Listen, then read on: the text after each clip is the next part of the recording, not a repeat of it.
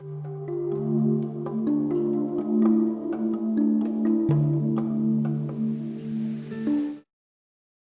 galera, nós vamos começar a nossa primeira videoaula de Físico-Química e vamos começar falando de gases.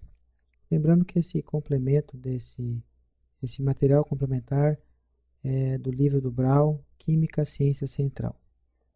Muito bem, ao considerar as características dos gases, não existe um lugar mais apropriado para a gente começar a fazer análise do que observar nossa própria atmosfera.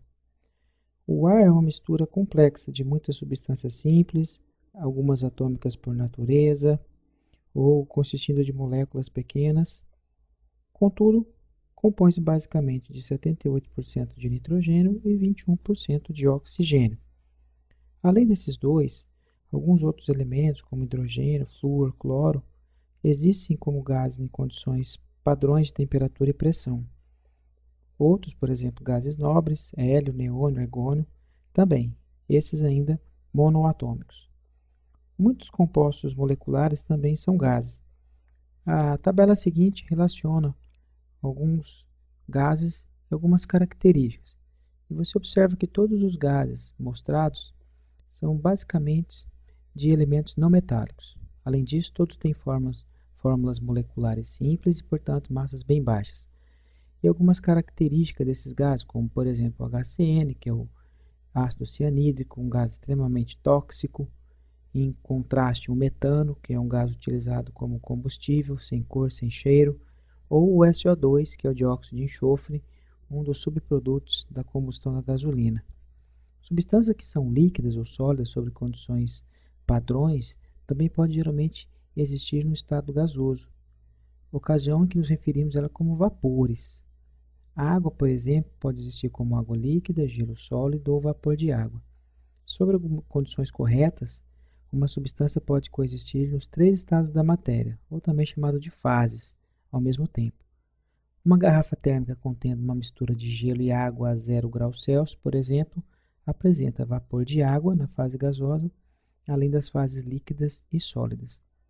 Os gases diferem significativamente dos sólidos e líquidos em vários aspectos, como por exemplo, um gás pode expandir-se espontaneamente para encher um recipiente. Gases também são altamente compressíveis quando se aplica uma determinada pressão. O volume diminui rapidamente. Sólidos e líquidos, por outro lado, não se expandem para encher o recipiente que o contém. Sólidos e líquidos não são compressíveis. Os gases formam misturas homogêneas entre si, independente da identidade ou proporção relativa dos gases componentes. As propriedades características dos gases resultam do fato das moléculas individuais estarem relativamente bem separadas. No ar que respiramos, por exemplo, as moléculas ocupam apenas aproximadamente 0,1% do volume total, com o restante sendo espaço vazio. Assim, cada molécula se comporta basicamente como se as outras não estivessem presentes. Entre as propriedades de um gás medida com mais facilidade estão temperatura, volume e pressão. E não é surpreendente que muitos estudos sobre os gases se detivessem nessas relações, nas relações entre essas propriedades.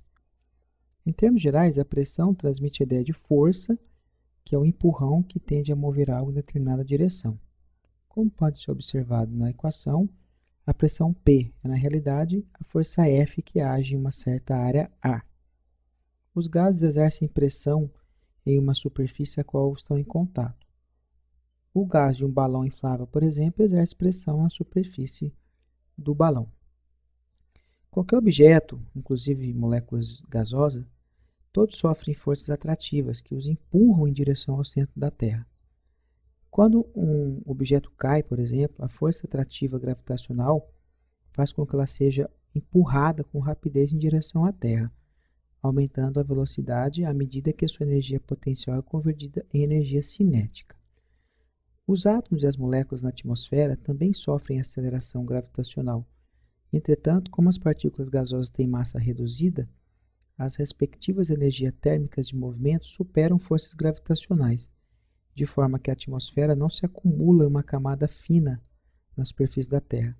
Contudo, a gravidade age e faz com que a atmosfera como um todo pressione a superfície, criando uma pressão atmosférica.